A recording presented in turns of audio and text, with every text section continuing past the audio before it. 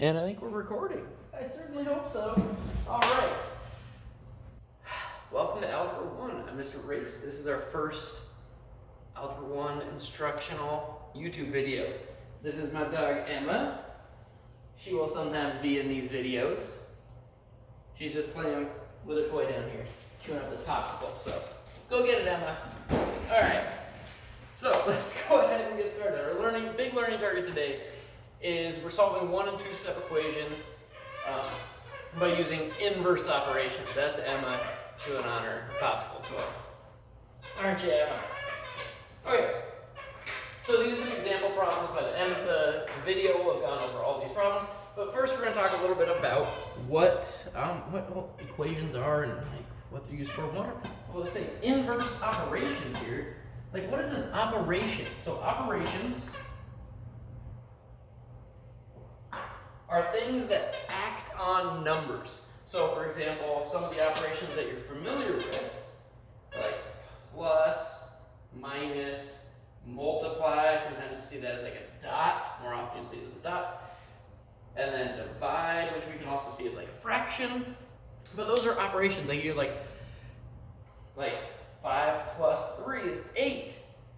5 and 3 are the numbers, plus addition is the operation. It's combining those numbers. Different if it was 5 times 3. Different operation, you get something different.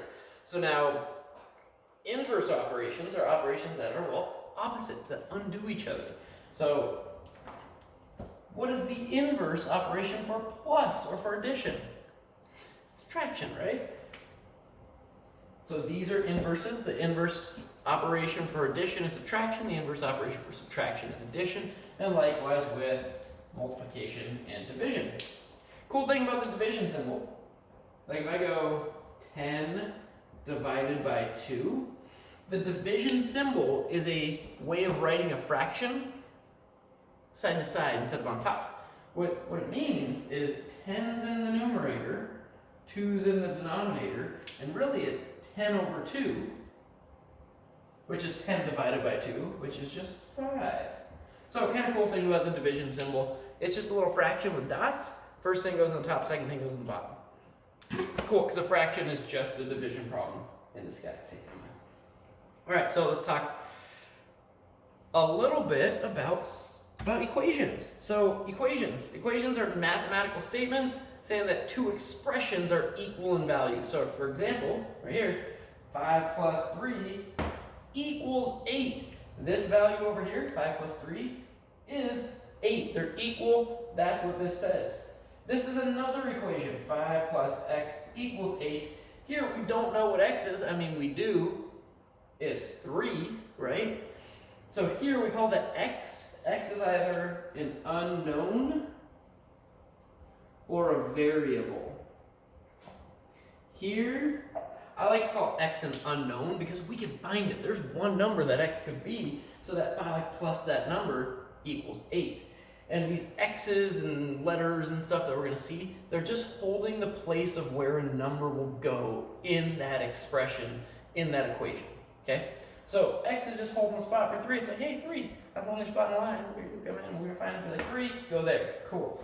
So now here, this is another equation. Y equals 3x minus 6. Notice there's a y and an x in there. So these are both variables. We'd also call them unknowns, but variables fits a little bit better here because as one of them varies, if I change x, y will change then. There's no way to solve this for one answer, for one number, because we got two variables in there, two unknowns. So here, there's not one equation. This equation represents a set of solutions, which we're going to later graph as a line and talk about from there. All right, so then here, we've got 2 times quantity x minus 5 equals x plus 4. That's another equation. Notice there's x here and there's x here, but because they're both x's, we could solve this and find the answer. And that's what we're going to be doing next class, next video. Not this video, next one. Cool. So we're going to focus on 1-step equations and 2-step equations. So let's just jump straight into the examples.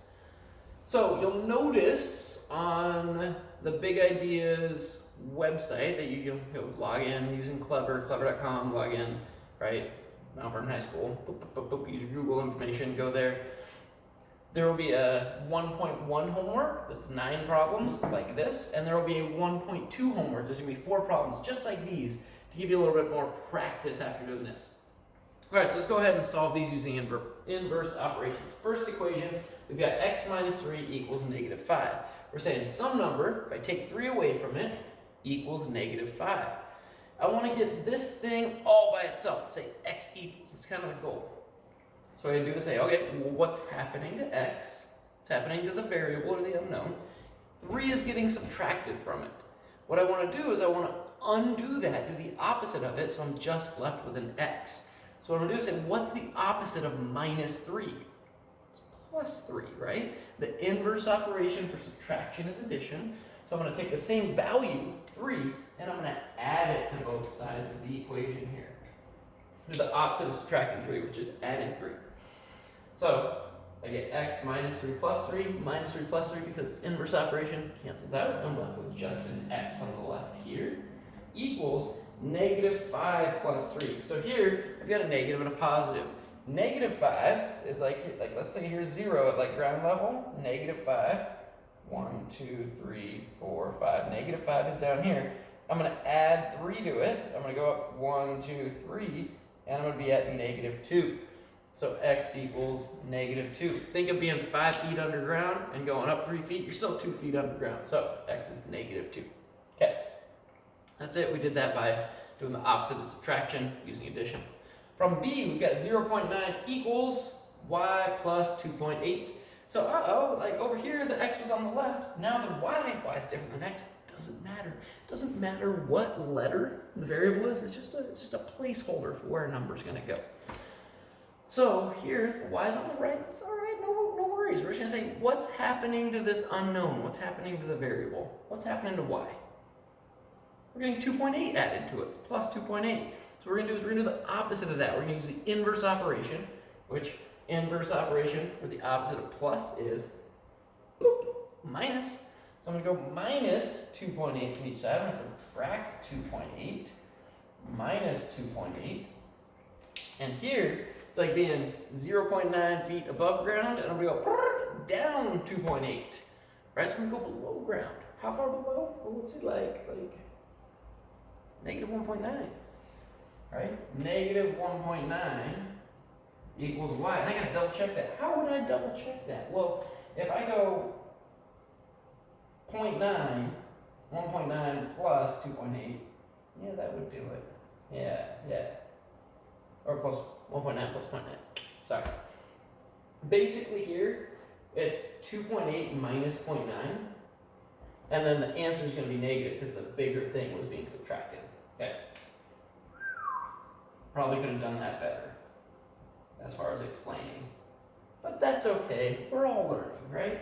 Oh, this looks like it could be like an animal or something. Okay, regardless. Problem C, we have negative n over 5 equals negative 3. All right, so here we got to talk about what this over means, what this fraction here means. Remember a fraction I was saying over here? A fraction is just division. So really we can reread this as negative n divided by 5 equals negative 3. So if I want to undo divide by 5, what should I do? The inverse operation, which is multiply. So here I've got negative n over 5 equals negative 3. I'm going to multiply it by 5. But if I multiply it by 5, I'll still be left with a negative thing here, right? And notice, sorry, I'm going to take it back just a moment here. I just wrote a 5 next to the parentheses. Anytime you see a number directly next to parentheses, that's implying multiplication. That means you are multiplying. We don't put a dot right there. It's number next to parentheses. That means multiply. So here, 5 times that, well, we'd still have a negative. So we want to make this just a positive n. We want n equals. That's the goal. So what we're going to do is we're going to say, well, I know a negative times a negative is a positive, so I'm going to multiply by negative 5 on each side. And remember, we have to do the exact same thing to both sides of the equation, so it's still equal, right? If I multiply this side by negative 5 and this side by something else, they're no longer equal. We can't write that equality, the equal sign. So here, Negative 5 times negative n over 5. Negative times negative makes positive. 5 times something divided by 5. 5, multiply 5 and divide by 5 cancel out. So we're just left with the n. Here I have negative 3 times negative 5. Now remember, when we're doing multiplication, a negative times a negative is a positive. So we're going to get a positive number. 3 times 5 is 15. N equals 15. Wonderful. Lastly, problem D, 3z equals 18. Notice there's nothing in between the 3 and the z. It's just a 3z. That means we are multiplying. This means 3 times z. And notice my z has these little T-Rex arms, right? If you write a z like this, it kind of looks like a 2. So I give little T-Rex arms. And so, sorry, Emma. I whistled when she got light. So, little T-Rex arms, so you know it's a z and you don't accidentally turn it into a 2. So here I have 3 times z equals 18. So what's happening to the variable? The variable is being multiplied by 3. So we got to do the opposite using our inverse operation multiplication, which is division.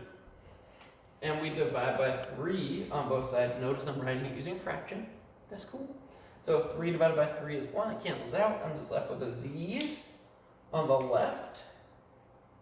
Oh, it's a terrible z. I'm going to rewrite that. That's it. Woo! Come on, z. Oh my goodness, what's wrong? I'm going to write it like this. There we go. Z equals 18 divided by 3 is 6. Because 6 times 3 is 18. Boom, there we go. That's our answer. Now for each of these, we could go back and check our work. I could say negative 2 minus 5, or negative 2 minus 3 is negative 5 by replacing the x with the answer. I could go negative 1.9 plus 2.8 is 0.9, which would be the same as having 2.8 minus 1.9. That would give me 0.9. Here I could go negative 15 over 5 is going to be a negative 3, because 15 divided by 5 is 3. We got that negative. And then here, 3 times 6 is 18. Now remember, so if you were like, I got this, Mr. Race, this is, I got it. If you're watching a YouTube video, you can scroll a little bit if you need to. You can speed it up if you go down to the bottom corner down here somewhere. There's a little speed thing. You can go 1.5 speed, maybe talk really fast. Either way. But just know that it's a video. You can pause it. You can go faster, that sort of thing. Learn this at your pace, please. That's one of the cool things about this. All right, let's talk two-step equations. So here we got 4 examples. We're going to do these. 4x minus 12 equals 36. N over 5 plus 1 equals 3. 2 minus 3y equals 14, and x minus 4 over 3 equals negative 6. It might be a good idea to pause the video, write these down on a piece of paper, and work through them. Try working through them before I do, and then check your answers. If you're not confident in it, write them down as we go, and take the notes on them. Right? I should have told you to do that on these. Sorry. Okay. So here, trying to solve this. What we do is we identify what's happening to the variable, to the unknown. So it's 4 times x minus 12. So what's happening is multiply by 4, then subtract 12. That's what's happening to the unknown. If we want to solve it, we got to work backwards and say, well, what is this number that gets multiplied by 4 and then has 12 subtracted from it and gives us 36? Well, what we do, say, well, let's go backwards. Let's undo these steps going in the opposite direction. So what I'm going to do is say, well, the last thing that happens to x is subtract 12. But I'm going to get rid of that subtract 12 by doing the opposite of it, using the inverse operation, by going plus 12 on both sides, add 12. And notice, I am adding 12 one time on the left side of the equal sign, one time on the right side of the equal sign. I'm not adding 12 here and here, just once there and just once there. That some people like to draw a line separating the sides of the equation. If that helps you, do it. Okay, so here I have 4x, negative 12 and positive 12 cancel out, so equals 36 plus 12 is 48. Cool, guess what? We have a one-step equation now. So it's kind of like this one, right? It's 4x. That means 4 times x because, well, if you have a number next to a variable or a number next to parentheses, that's implied multiplication. So here 4 times x, what should we do? You're right, divide by 4.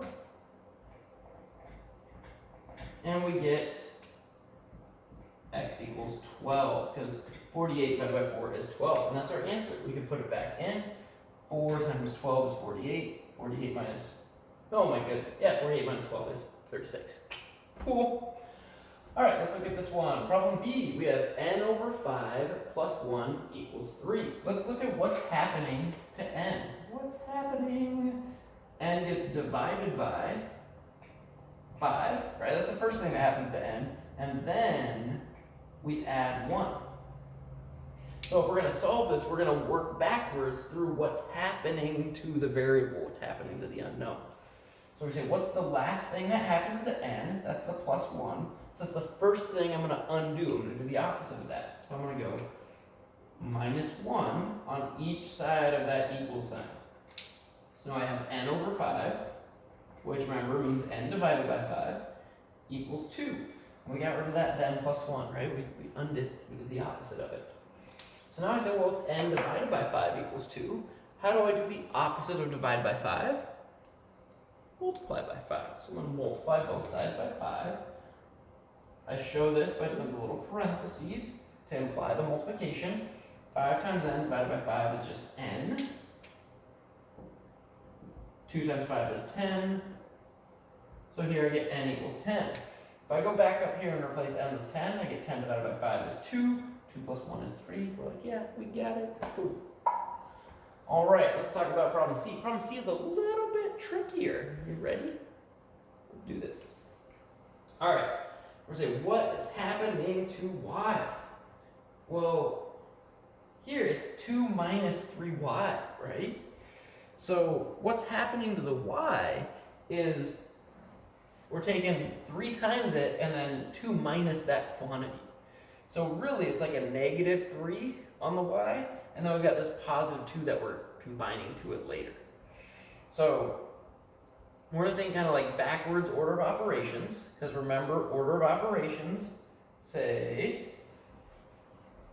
right, parentheses slash groups, and then we got exponents, right, and then we got multiplication, division, and then we got add, subtract from left to right. Okay. Oh, Emma. Okay. So what we got to do is, the last thing is add, subtract. We're going to undo that part before we undo this. Okay. So we're going to get rid of this 2 first. So to get rid of that 2, I'm going to go minus 2. Why am I subtracting 2? Think about that. This is a positive 2. This negative, this minus is on the 3 on the y. That minus is not on the 2. The thing to the left, that side of the number affects it. So the negative is on the 3. This 2 is a positive 2. To get rid of that 2, to undo it, we got to subtract it because it's a positive 2. I'm going to go minus 2 on both sides. So here I have negative 3y equals 12. 14 minus 2 is 12.